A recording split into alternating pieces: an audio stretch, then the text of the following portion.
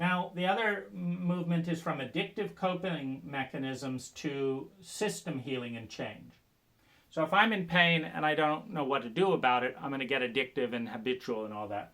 If I am in pain and I know what I'm doing, I change the system that's producing the pain gets better and I don't need a coping mechanism, I don't need an addiction.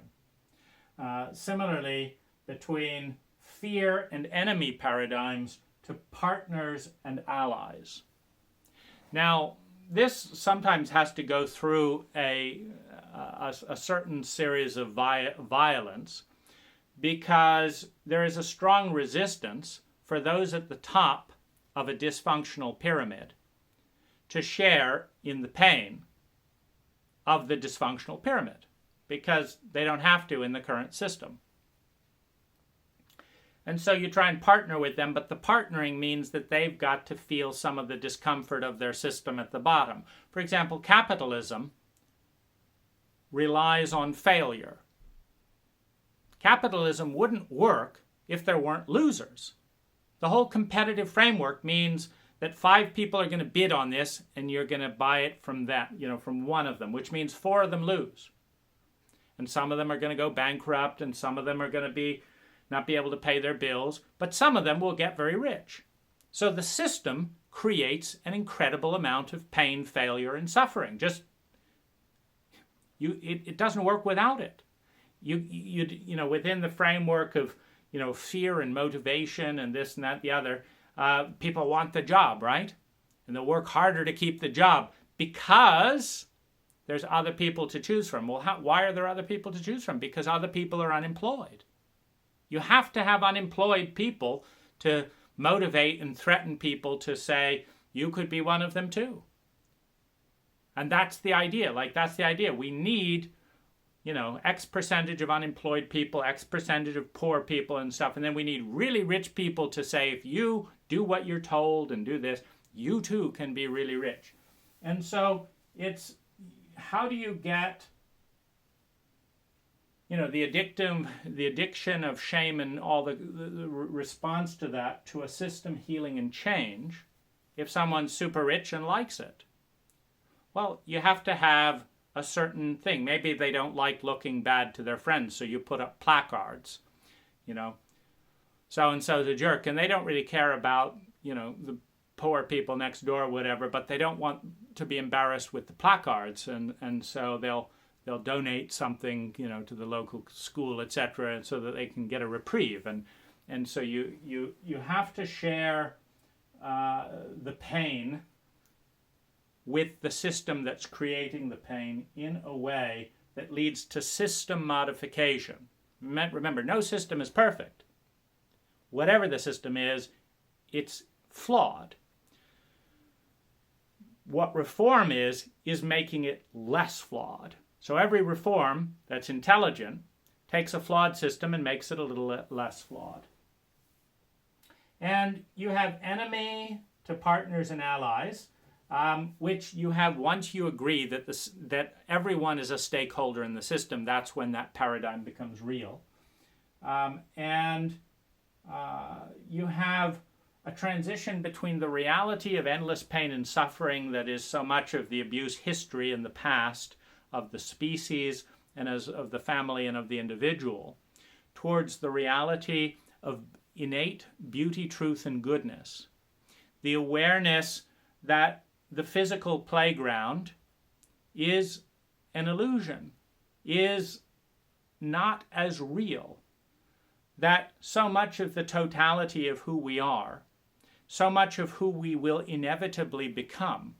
And if you do the physics and the math around evolution, you come up with the inescapable conclusion that at the end of the game, the entire species of humanity is going to be in a state of beauty, truth, and goodness, an ideal state with conscious mastery that is beyond what any of us can imagine at this time. It's the inevitable conclusion. If you understand that all pain leads to consciousness, that all fear is of pain, and that all consciousness leads to improved mastery, and that all mastery is used to reduce pain. And that just goes round and round until you're not in all that much pain. If you understand that that's what's going on, if you understand that in the consciousness being liberated by the human body, you're liberated from much of the cult memes and beliefs and stuff and the physical conundrums, etc., and that this is a collaborative system of support, that the universe is a friendly place. Why? Because it's fun. It's more fun to be friendly. It's more successful to be friendly. It's easier to be friendly than not. That's why it ultimately ends up that way. You give any human being complete and utter mastery, with complete and utter certainty, with complete consciousness, and they gravitate towards more and more grace and well-being. Well, as one gravitates to a life of grace and well-being, we move into the transcendent area of the brain. The transcendent potential and probability of the human brain, which is in each one of our brains, is waiting for an environment of collaborative love to release the consciousness out of the reptilian brain, out of the limbic brain, out of the strategic thinking brain, into the grace of transcendence. Why? Because it's more fun. It's more fun. It's more beautiful. It's more elegant. It's more multidimensional. There's more joy. There's more richness. There's more meaning.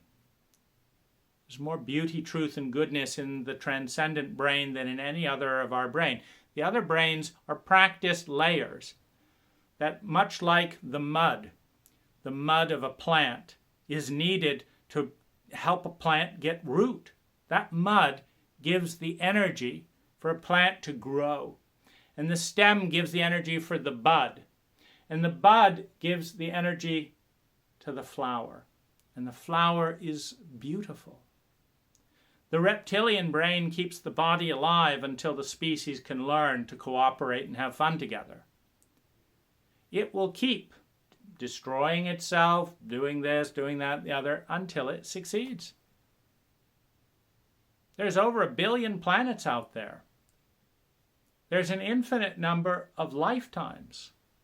Time is an illusion. The game is being played to learn and win.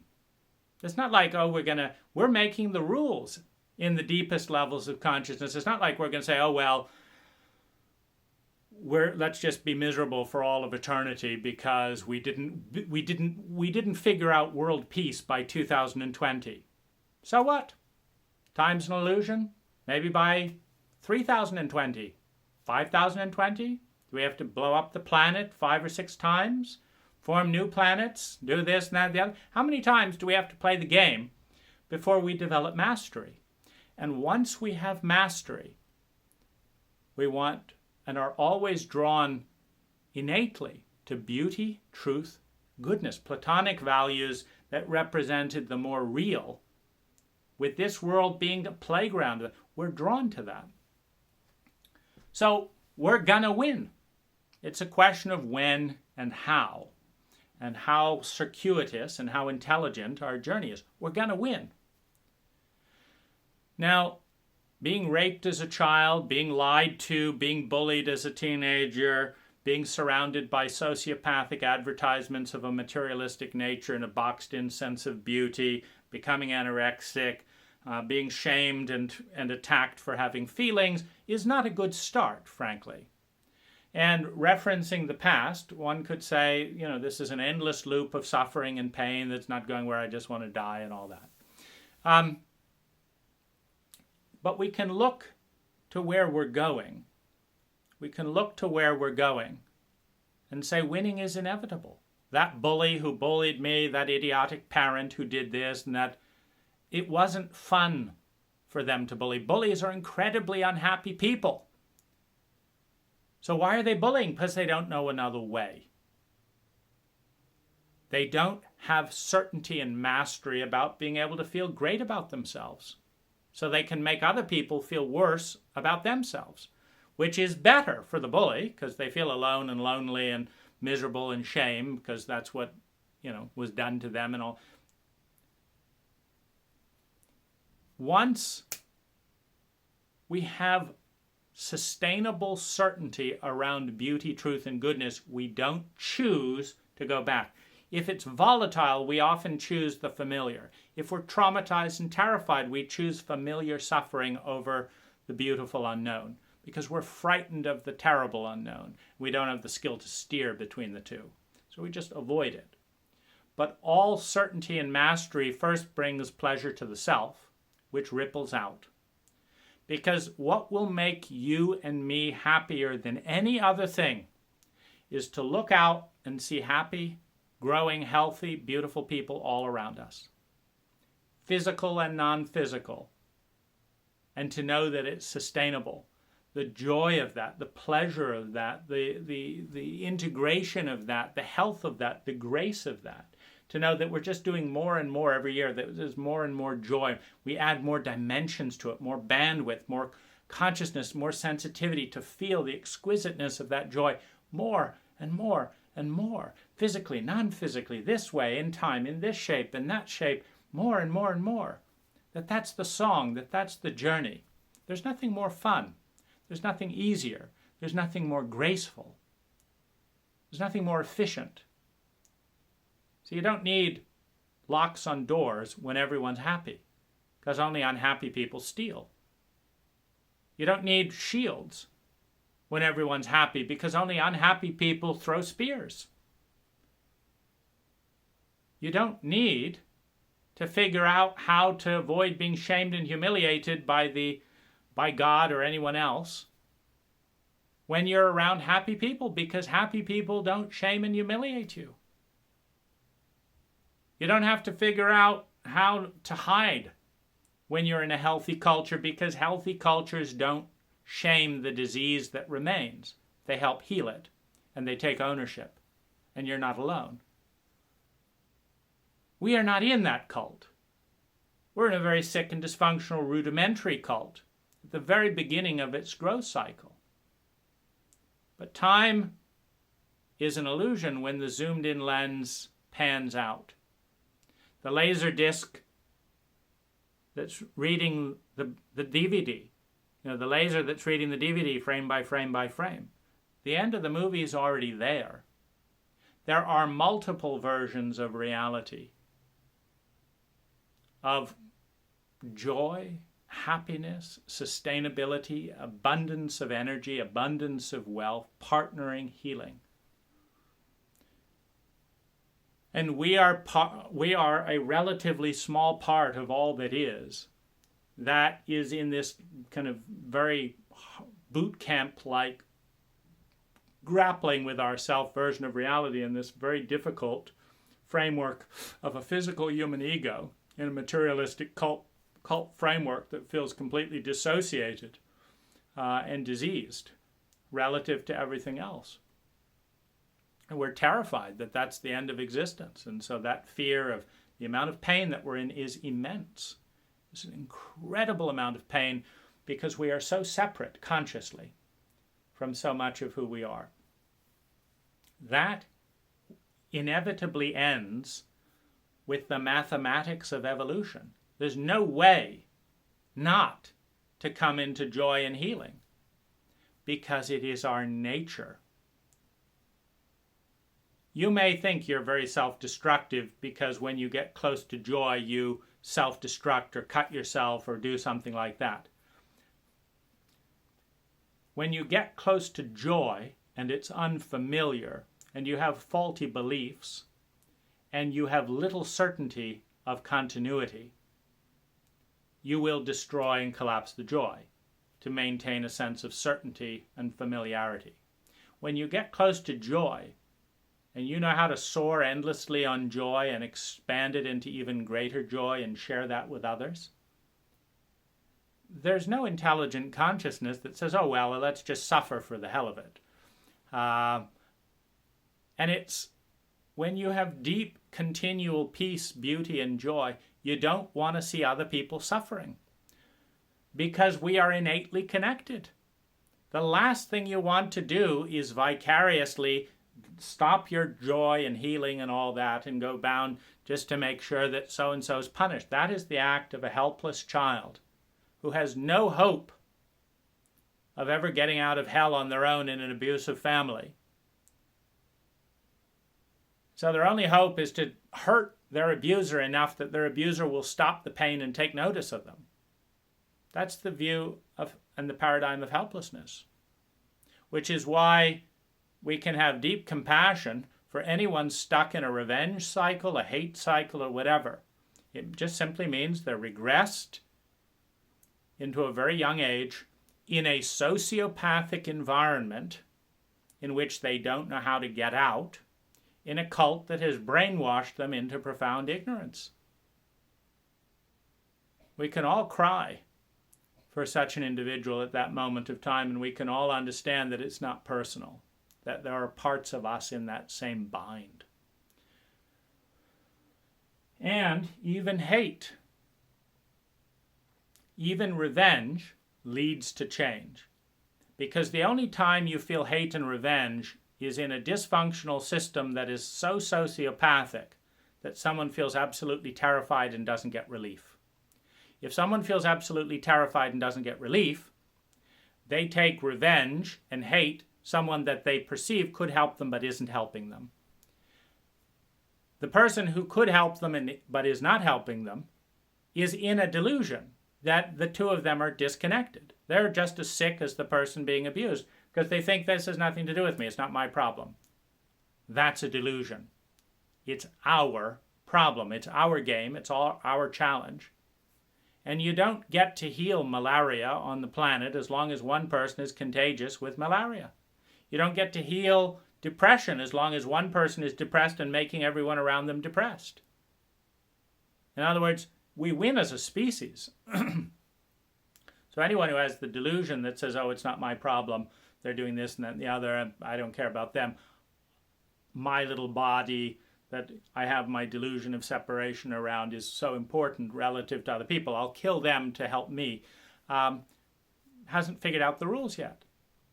And they'll just keep being around miserable people, afraid, panicked of becoming the person they are facilitating, which they do. Every time you abuse someone, part of you understands and feels and strengthens the belief that you're in an abusive world, which is a form of suffering. So we don't get out of this alone. We get out of this together by loving, by sharing, by healing. And when we're surrounded by idiots, trained idiots, by our cults,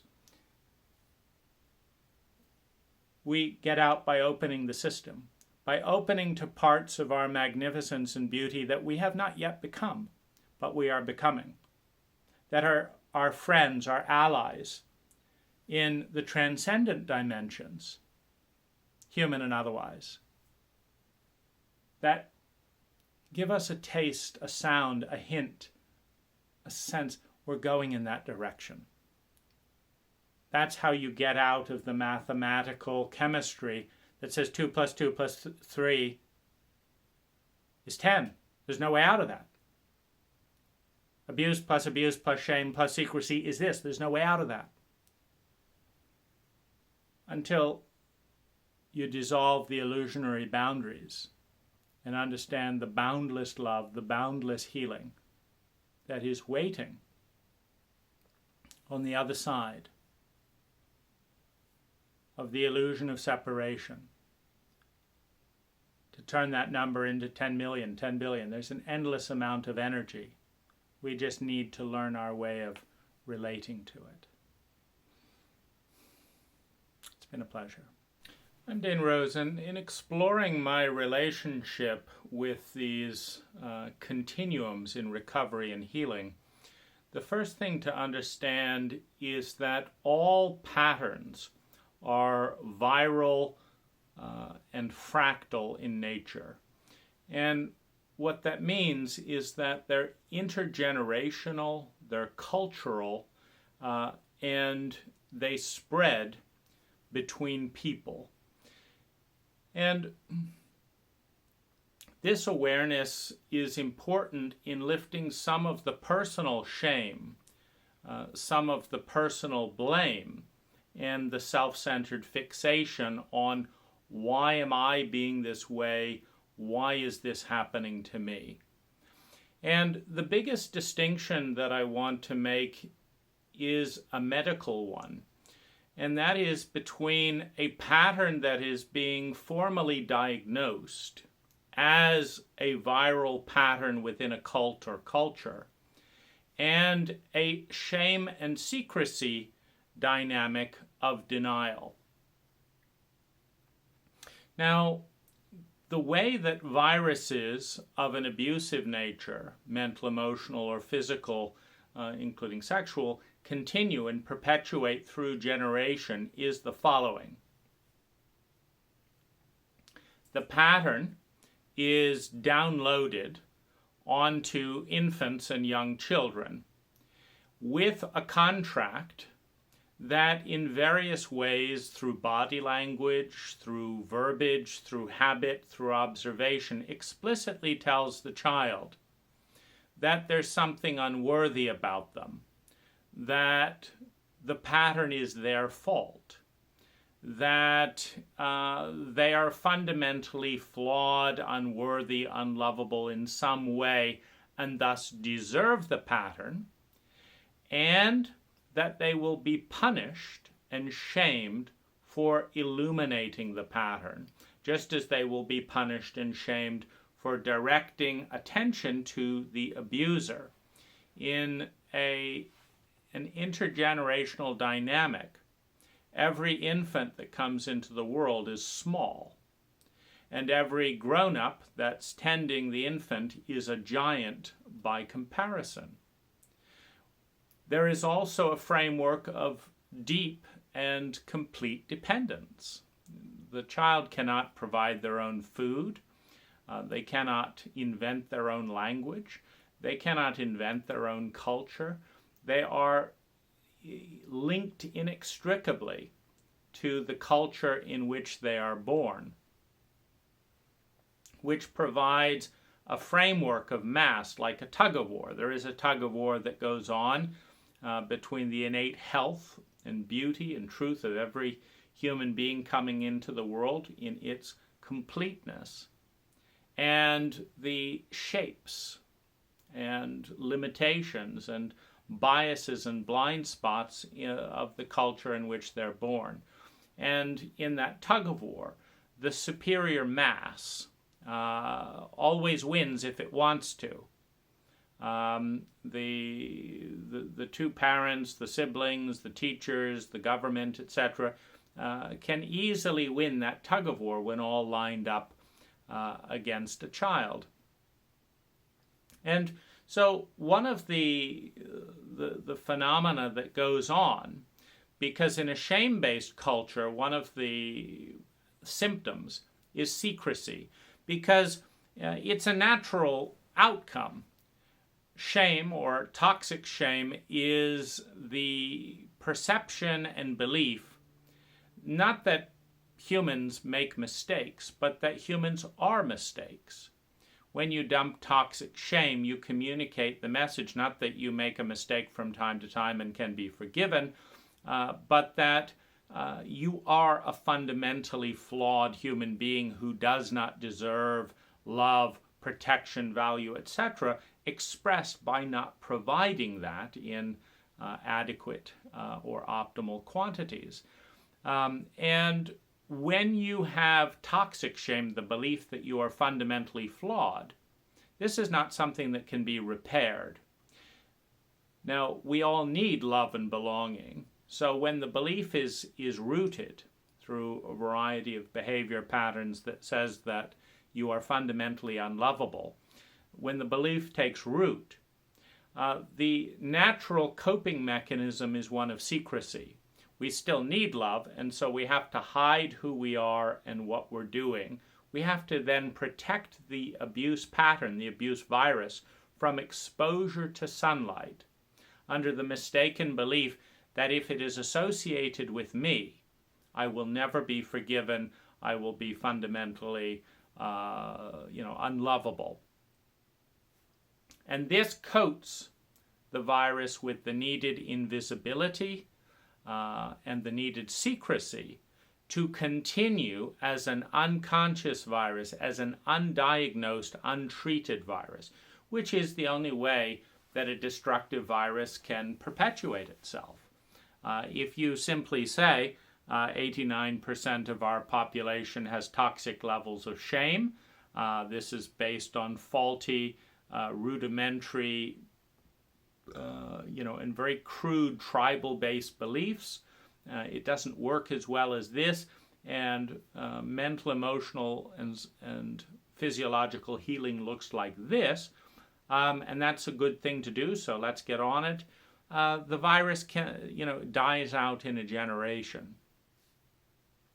But when you can ensure a secrecy and a shame and a protection where everyone colludes to hide the virus because everyone believes that in exposing the virus they are inextricably linked from both the virus and the virus's symptoms, then you have an unconscious intergenerational abuse protocol.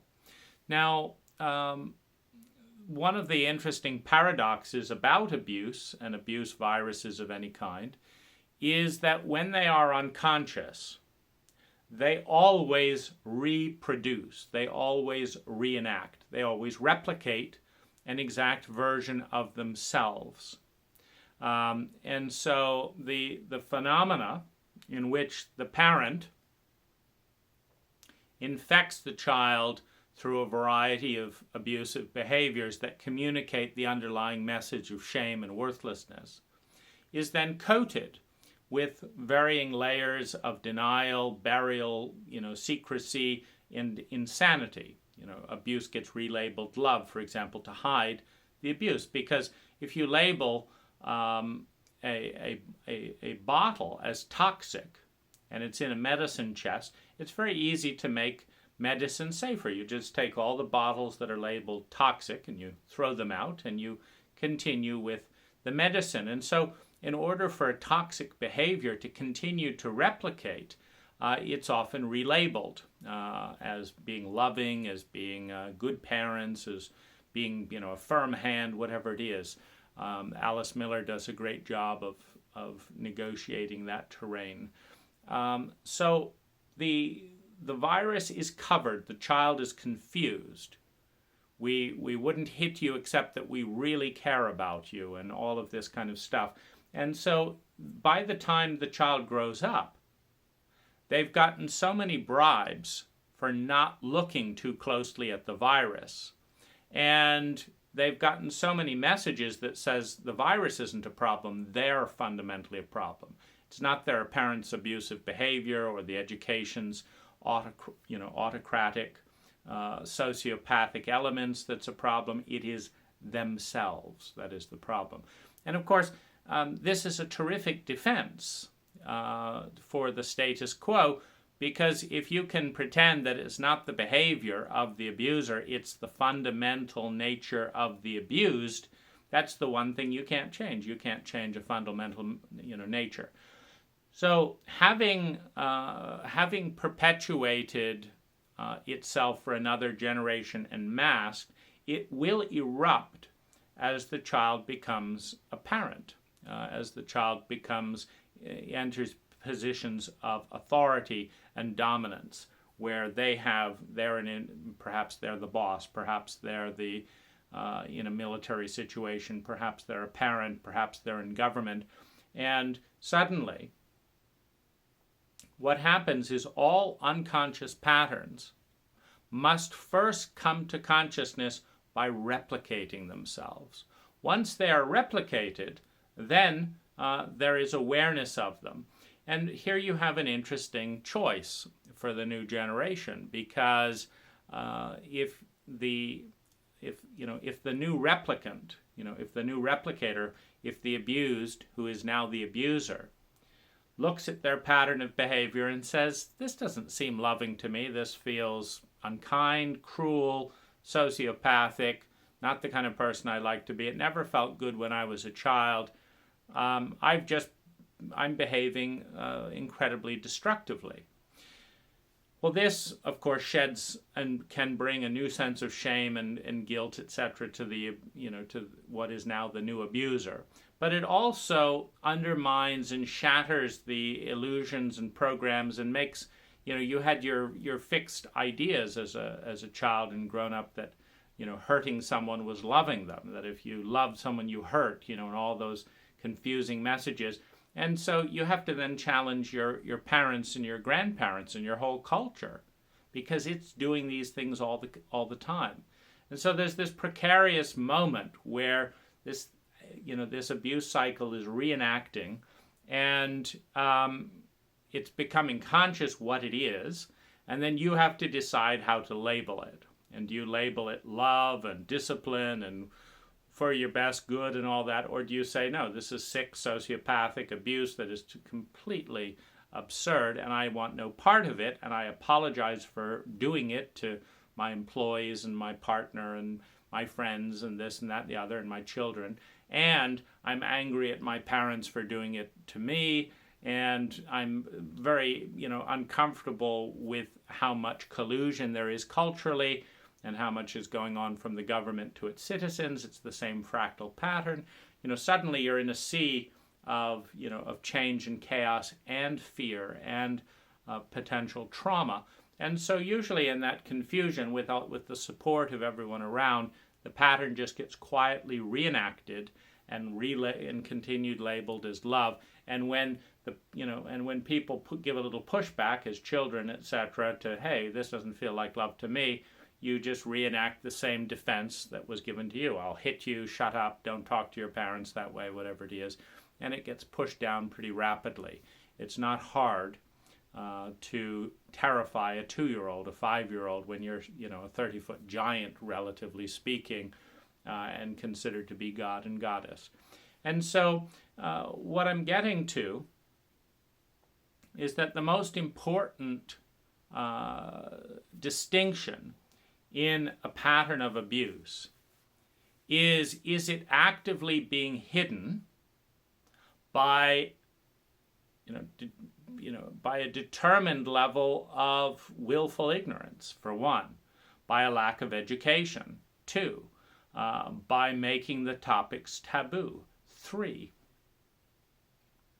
by punishing anyone through isolation, which is a very common form of shame and punishment, just saying anyone who brings up topics that make us uncomfortable, we just don't invite them to the parties, we don't give them promotions, etc. So, an isolation shame protocol, which may traumatize them by letting them know that their belonging, their core human need for love and belonging, is in jeopardy if they break the line, if they break the taboo. By relabeling abuse as love, by minimizing it and discounting it and saying, oh, it's no big deal, by forgetting about it conveniently, by changing the subject and diverting, and in a sense doing everything possible to avoid looking at the disease and its mechanisms. So this is one form that will indefinitely perpetuate the virus. The other distinction is to make it conscious, to first of all separate the behavior from the human beings embodying the behavior, 1. Secondly, acknowledge what a big deal it is and all the ways that it has impact. Thirdly, to confront the abusers and break the cycle of willful ignorance. Fourthly, to call a spade a spade. That's hate there. Doesn't mean you're unlovable and unforgivable. It means you are hating me in this story. You are expressing active hostility here. That's not for my own good. That's not what I want. That's not loving me. That doesn't make me feel safe, etc. So to take the insanity off of the labels and actually label the dosage of the poison that is actually there. And fifthly, to make it not personal. This is not about me or this generation. This is an intergenerational fractal pattern. It's a disease that will continue until the disease is treated. And fifthly, allocate energy. First, to making it fully conscious. Secondly, to stop punishing people who participate in making it conscious. And thirdly, to treat it intelligently. And you treat any pattern of energy which has a momentum by meeting it with a force equal or greater that is formulated in a different pattern. So, for example, the pattern of secrecy has a lot of weight because the terror of the abuser in the shame-based culture, the terror of the abuser is lined up in opposition to the secret coming out. And when people are terrified and shame-based, they may commit murder, they may intimidate, they may bribe, they may blackmail, they may rage, they may do all kinds of things. They may commit suicide rather than let the secret come out. And so, to break the cycle of secrecy is a forceful, meaning it has to be equal or greater than the force of secrecy to open up. This is the pattern. Here's where it's going on here and here and here and here. And so that's how you break and meet the pattern of secrecy. Having a group conversation about it in public is a great way to break the pattern of secrecy. To break the pattern of shame, you bring in science. Science doesn't shame people.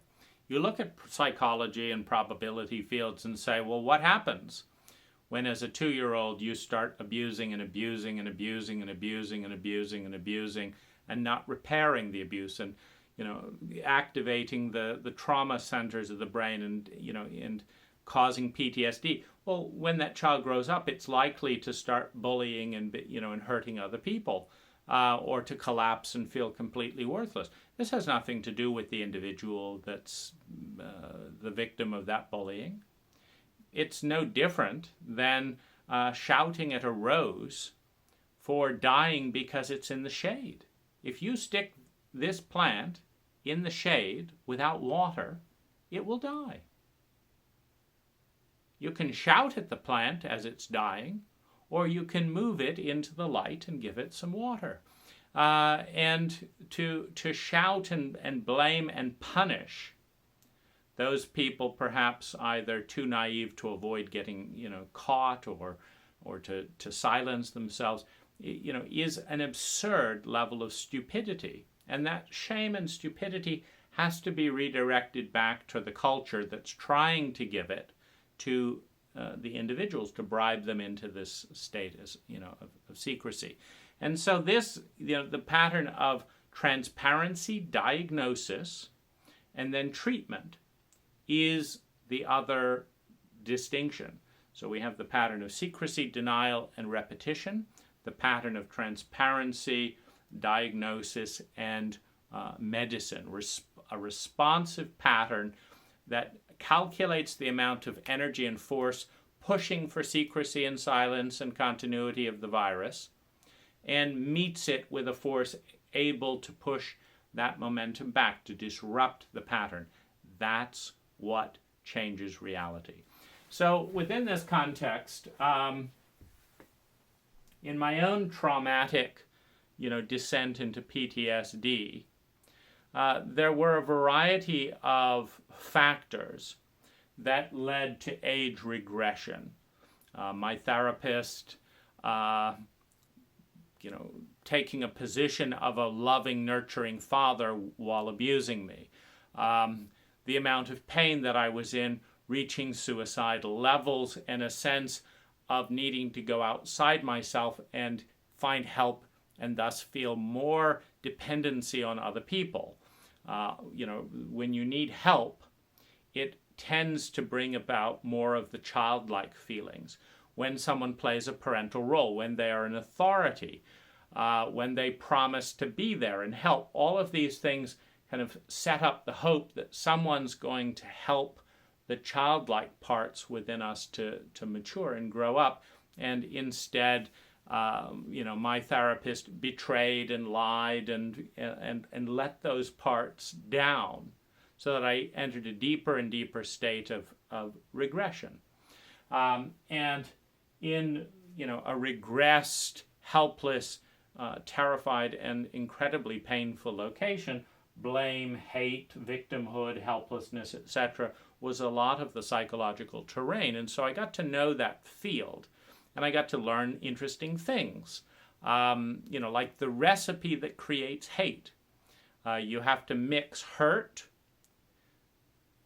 a feeling of helplessness, an awareness that people could help you, but they're protecting, I guess a small agenda. Like my therapist was protecting his public image at the expense of my well-being. He could have helped. He just didn't want to look bad to himself, and so and then the insanity level.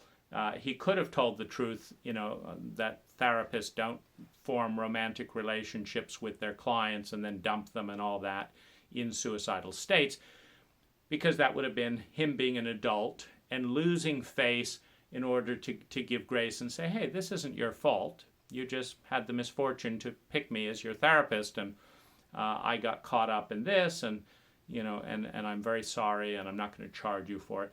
But he couldn't get small.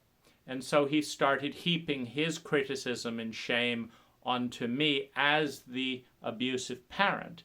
Well, that's when my abuse contract kicked in.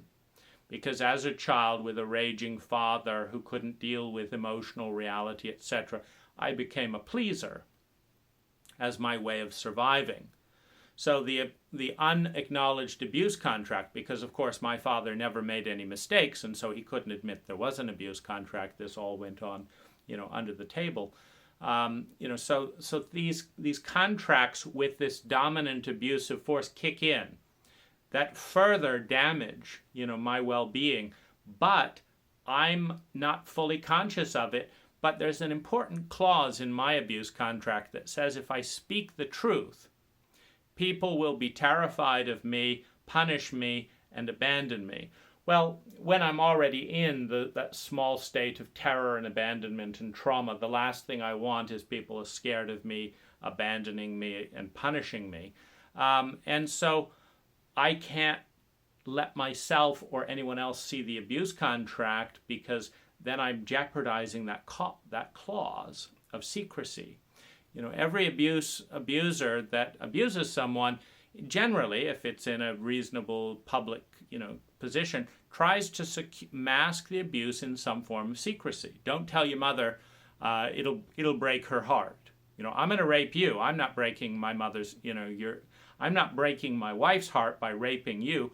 I'm going to do this, and then you better keep my secret, because there's nothing wrong with what I'm doing. But if you tell your mother, not my wife, your mother, it's all your responsibility. That's the whole transference of power onto the child.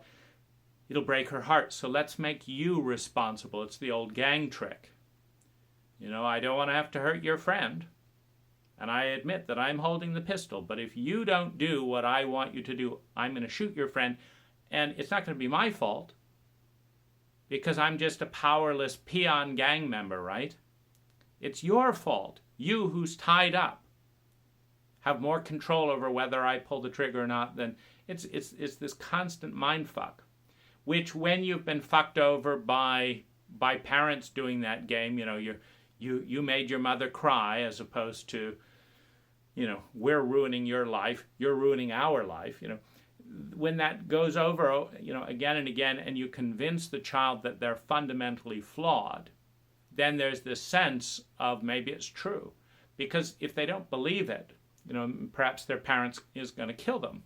With all that bottled up shame and hatred and fear of stuff coming to light, what if that gets all directed to the infant and they realize they can't survive in that environment? And so my abuse contract got enabled, and I felt like, I absolutely couldn't talk about some of this stuff. I actually felt like hurting myself if I told myself or anyone else the truth, because hurting myself seemed better than dying and being hated and being feared by the people I need to love me as a child in a regress state. And so, I understood what the biological and scientific basis for hatred and revenge, for example, is. It got me up off the floor. When you're in enormous pain and you've got an abuser who's ethically, like a therapist, responsible for helping you get up, but is in fact protecting their own agendas and delusions and stuff so that they don't feel bad, it just creates an endless amount of hurt. You can't get off the floor with an endless amount of hurt. And so how do I get some steel? How do I get some structure? Hatred and revenge, for example, will help one to get up and start forming you're not going to get away with this and this and that and the other. And then, there's the shame around that because our culture is emotionally illiterate.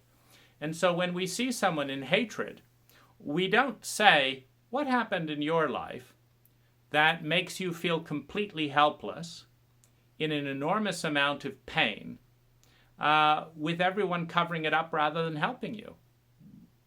That's the only people that feel hate. So what did we do to you that's bringing that about? Because that would bring about structural cultural change, like we might actually get an education system that included emotional literacy as a core human competency, given that all human behavior comes from human emotions. But we couldn't have that, and so what we do is we shame the people who feel things.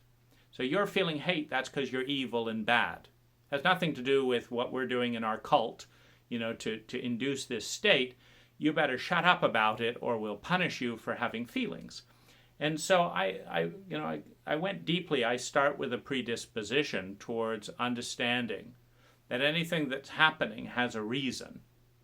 And if for suddenly the first time in my life I'm feeling hate and revenge, it's like, how is that happening in me with all my therapy and interest in metaphysics and stuff? This is very interesting. How's it being produced? What's going on there? And what's its purpose?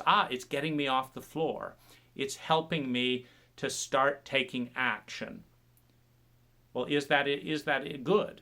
Well, it seems like if I lay on the floor and nobody helps because everyone's covering their ass, then I'm going to die. But if I get off the floor, the hatred doesn't feel very good, but it's getting me up. It's helping to point a purpose and a direction when I feel shattered and unstructured and just can't hold the pain. And so it's like that's part of this movement from blame and victimhood and helplessness and powerlessness and overwhelm and cultural beliefs, moving towards being powerful, being conscious, being centered, being responsible, being proactive, creating a healthier environment, in turn moving towards more self-love, which once one learns how to love oneself in tremendous pain and trauma, that's the key before you are capable of loving someone else in that same state. And by definition, the abuser at some level, they may be dissociated from it, but at some level the abuser is in as much or more pain as the abused. They're just numb to it and determined to not feel it, which is one of the reasons they're determined not to respond and empathize with the person they're abusing, because if they do, it would take them too close to their own unresolved trauma in that domain. And so there was, a steady process of taking, numerous actions that, move things from this feeling of being helpless, etc. And one of those, for me, was moving from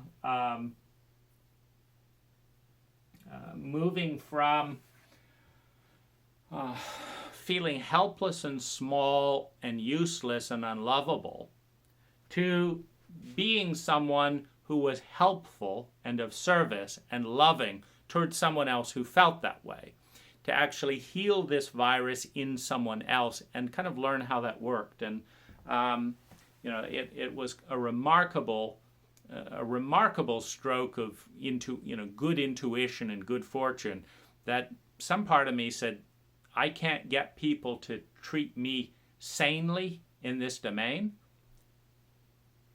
but the very fact that they have hurt me this much by abusing me means I know exactly what someone else in an abusive situation needs to be treated with any dignity and decency, and I'm going to do it. You know, if it's the last thing I do, fine. But I know how to do this, and I'm going to do that. And I started doing that for the woman who's now my wife.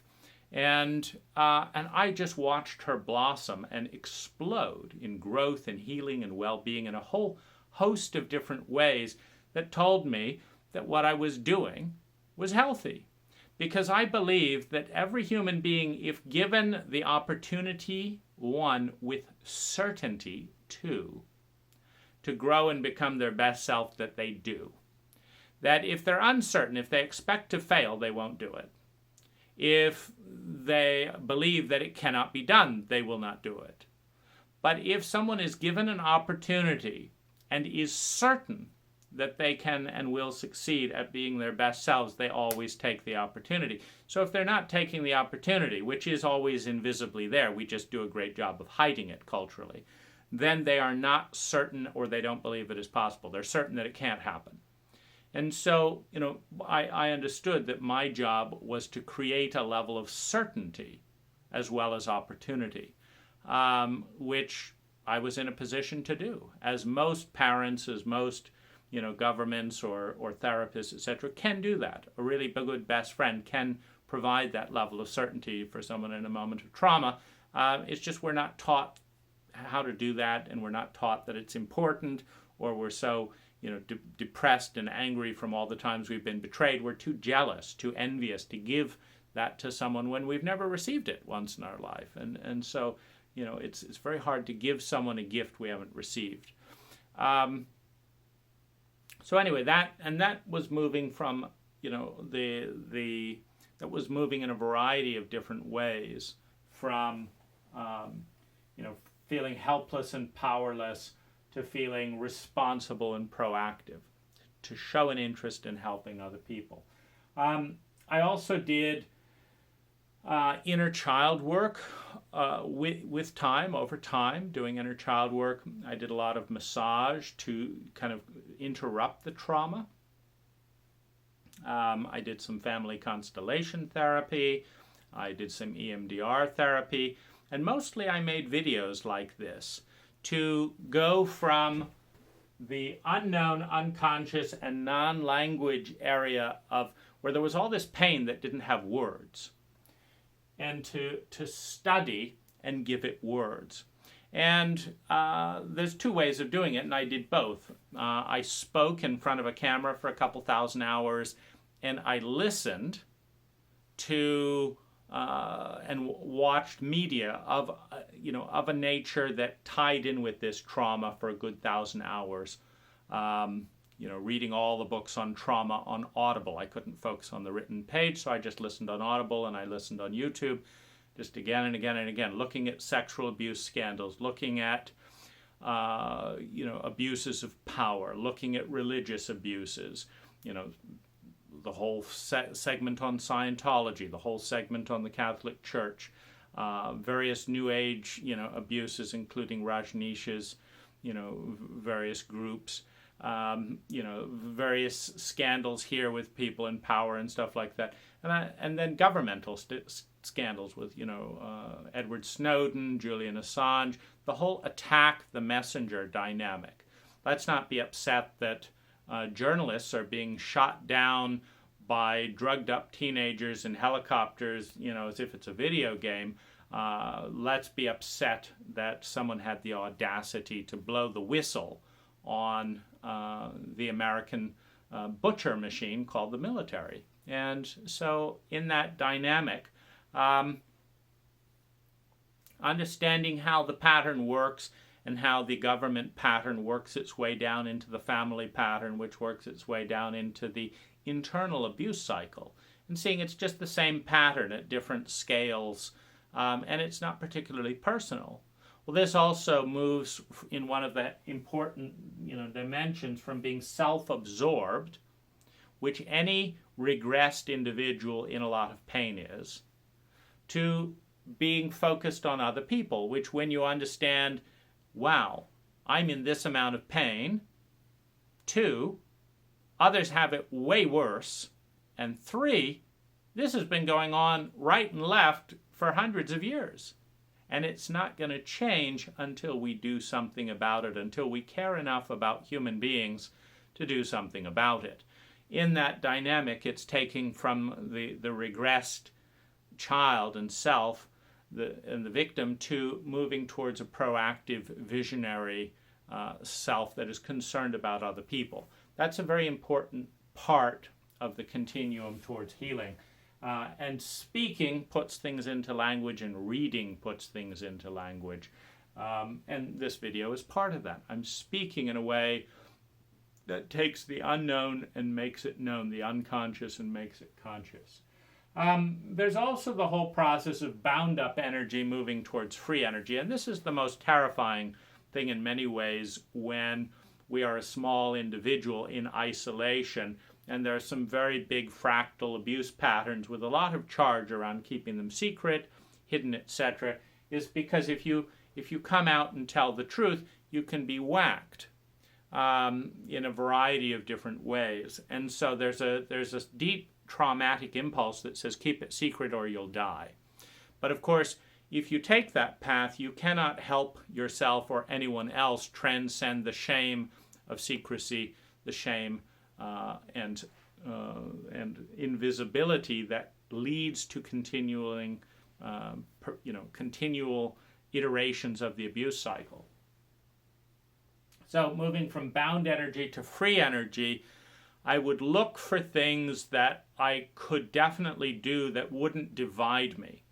And this is, of course, a very difficult, part of the abuse is it divides the self. The part that wants to survive and stay secret, and the part that wants to grow and become transparent. Those are 2 different coping strategies divided in a traumatic abuse contract. And so one of the easiest things and one of the greatest gifts about, loving, this lovely woman who was bound up in these various patterns was that loving her and taking a stand for her was a no-brainer. My abusers weren't interested in stopping that. It didn't divide me. It didn't break any laws. It wasn't anything.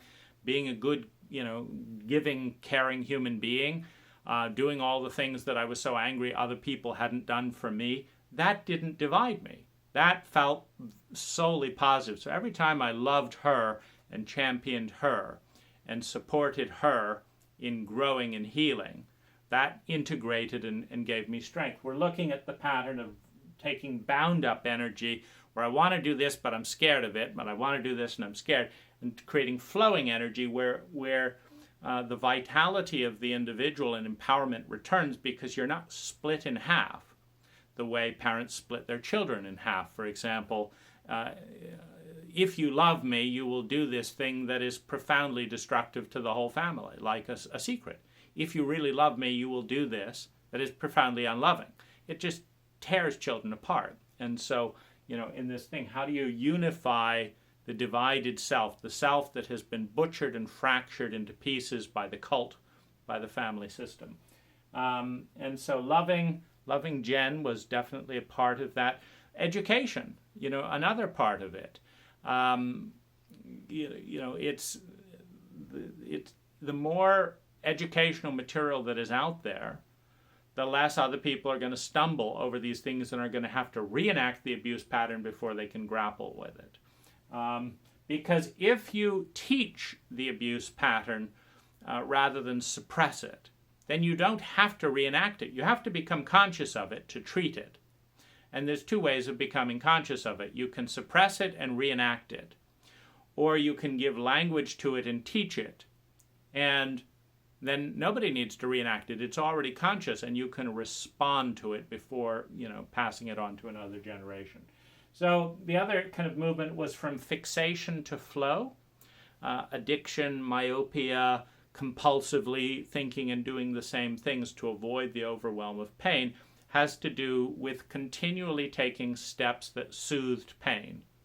Well, as soon as I loved, my wife, I was behaving consistent with the person I wanted to be, to some extent, and so my pain goes down.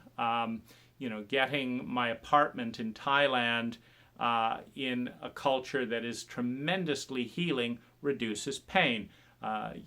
2 hours of massage every other day by a really attuned masseuse and healer reduces pain. So as pain goes down and I take steps in the environment to reduce pain, the fixation, the obsession, the looping dynamic, which is an entire setup that is intended to keep one turned away from an overwhelming pain the ego doesn't feel safe and able to deal with.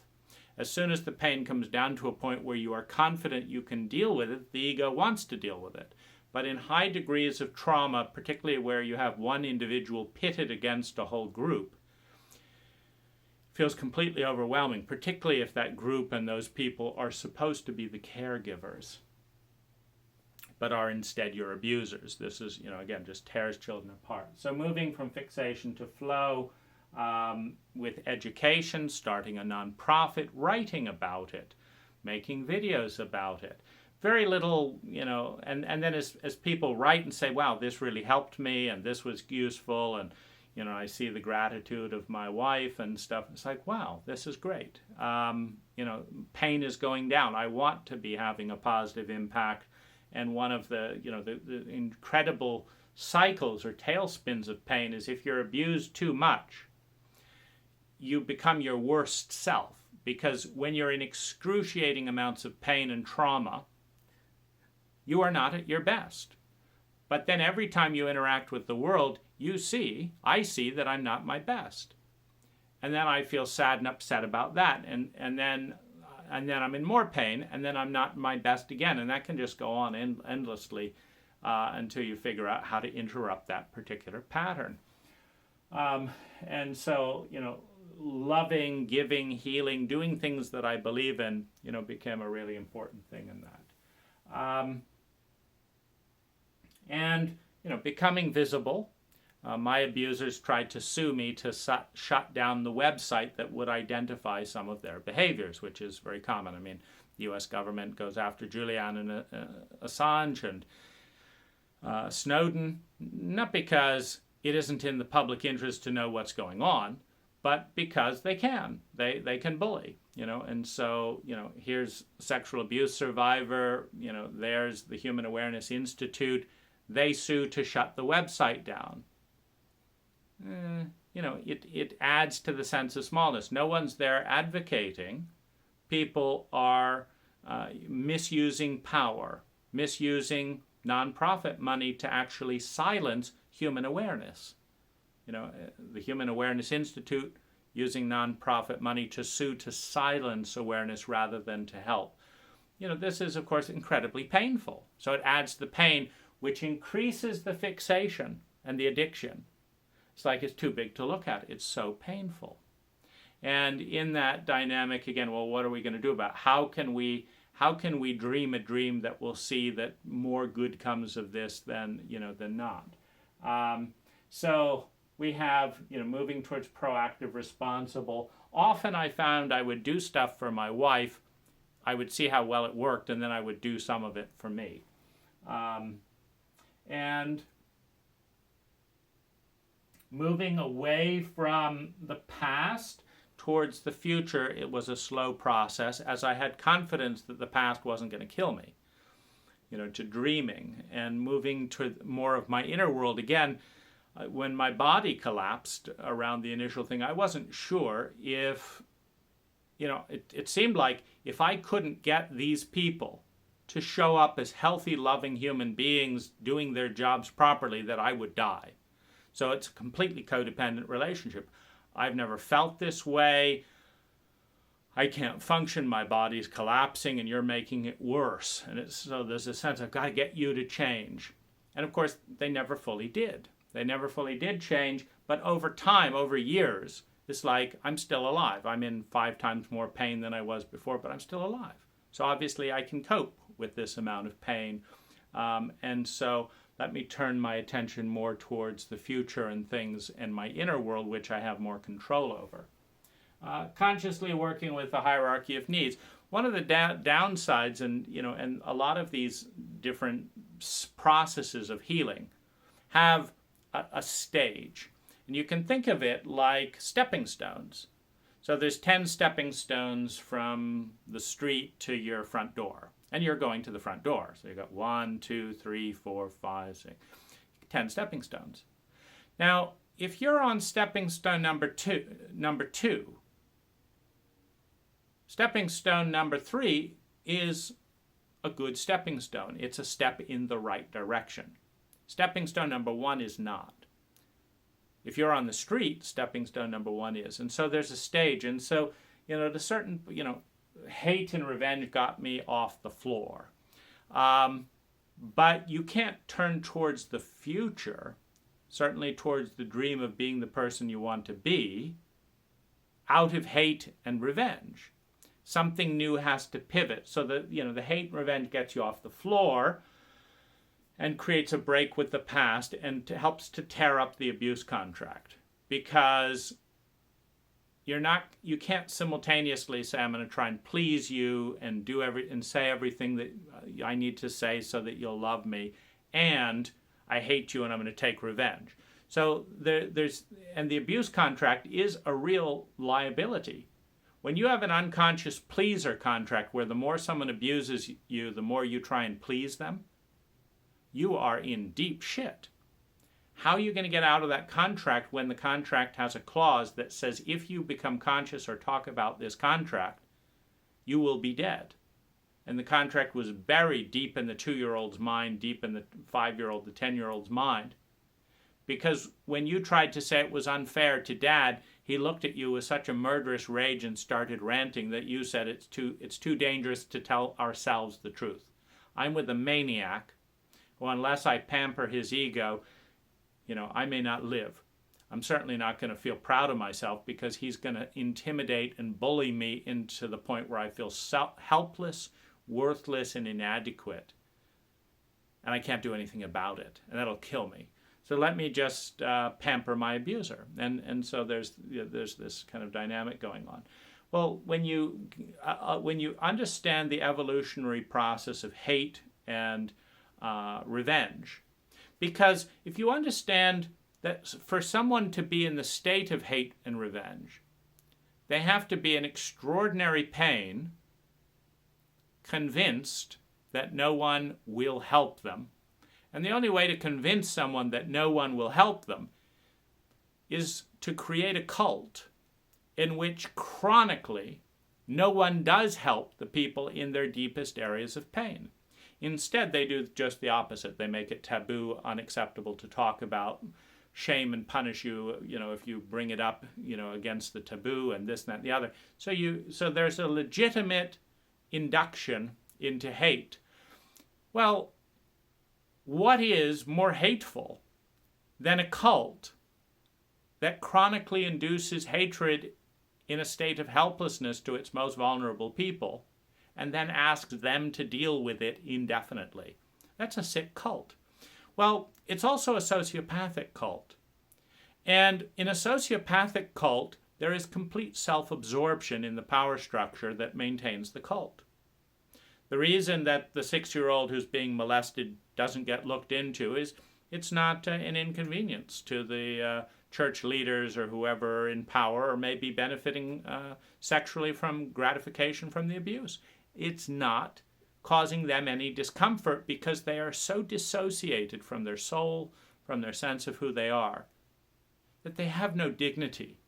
They have no sense that this is a tragedy for our culture, for our species. Instead, they say, that's their parents, they'll get over it. It's a denial. But if you use hatred and revenge to throw a rock on their, Christly supper or New Age gala, they've got to admit that it's not working, that their channeled entities and whatever it is isn't quite pulling, it's not quite working, is it?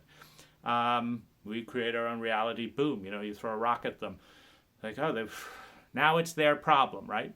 So if you use hate and revenge to transfer some of the discomfort that is kind of concentrated on the scapegoat, which is turned into the buried victim, the victim who's there, who's not allowed to talk about it. You actually you disrupt the power structure. And I understood the evolutionary cycle of that. It's like, I don't particularly enjoy. In fact, I've never felt so miserable in my life with these feelings of hatred and revenge. And it's fascinating to me that my abusers, running a nonprofit, etc., are so committed to denying stuff that unless I throw some energy their way, this may not get dealt with. And the next client is set up for the same abuse pattern. And it's not right. And it's like, there's some good in everything. So there's some good in hatred. There's some good in revenge. There's some good in going from helplessness and a feeling of worthless to I matter because I can hurt someone. Now, it's obviously it's a very rudimentary cult that induces this in its people, particularly, intellectual people that, can understand and talk about it. It's like, wow, I was really impressed with my abusers for pulling this out. And it's like, this is incredible. I've never gotten a fist fight. I've never had these feelings, etc., etc. Wow, you pulled out more rage towards you than to my parents. It's incredible. It's a phenomenal accomplishment. But it took an incredible amount of willful hostility, sociopathic denial, lies, escalating issues, refusing to deal. It took an enormous amount of effort on their part to produce that, to produce a system that took vast amounts of energy to induce PTSD and trauma in a client. And that system needs to change.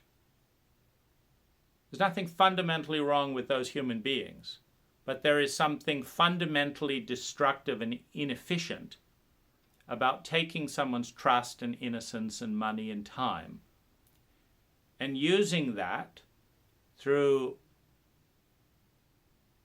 a completely poppycock protocol that doesn't work on anyone 99% of the time, and then to just label that love and healing, etc., as a way of covering all that up. It's just it's absurd. It needs to change. So how do you change it when you've got polite new agers and stuff that can talk garbage for any amount of time? Does it take a lawsuit? Does it take public? What do you do? What do you do before the sexual abuse, of a therapist becomes an issue? According to High, it wasn't at all anything to do with them.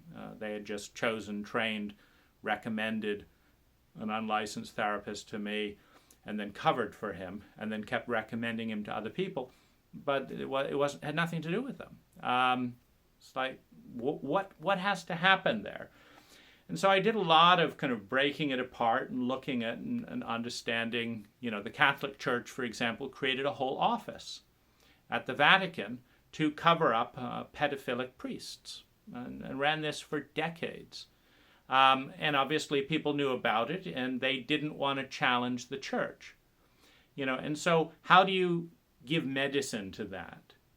Well, this has been going on with the Human Awareness Institute in various ways for decades, and so how do we bring attention to that? And so, this movement from helplessness and smallness towards proactivity. The point is, moving towards a future and vision. You can't go out of that with hate.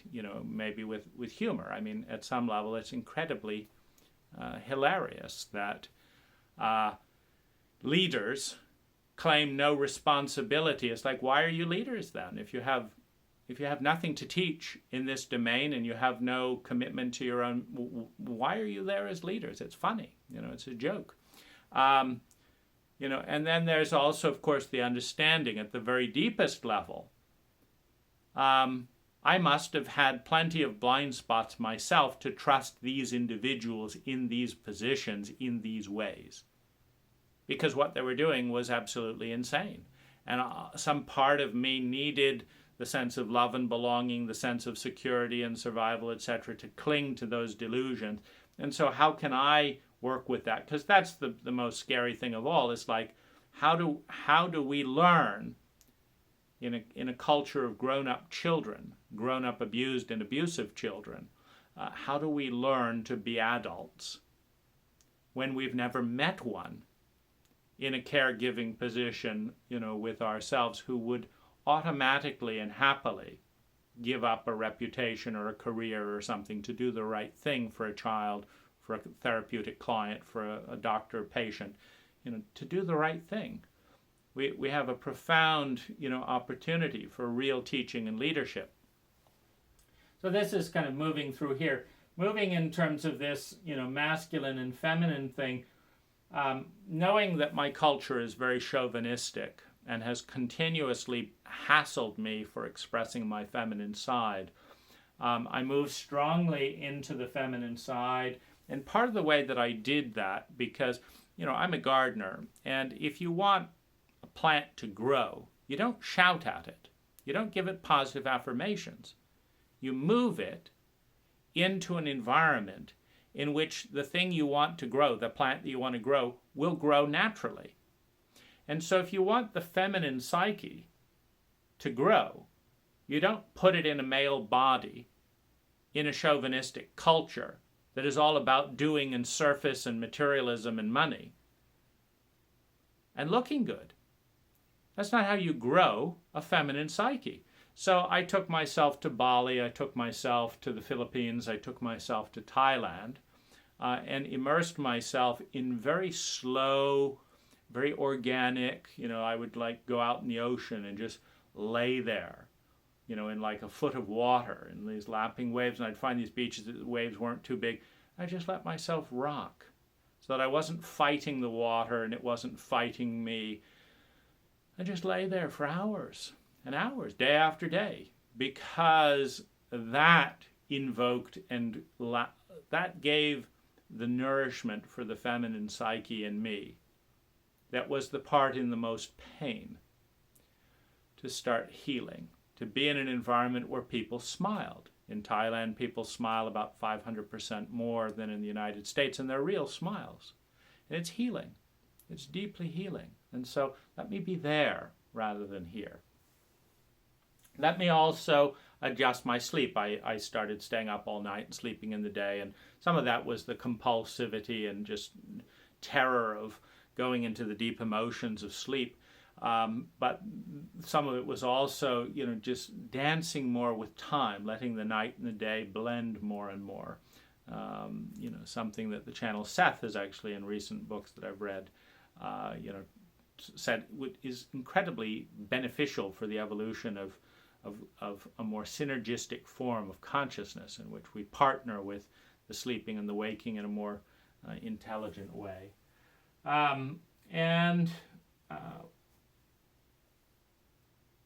Moving from enemy to partners and allies, in some ways I couldn't have woken up without someone either helping me or abusing me in this way.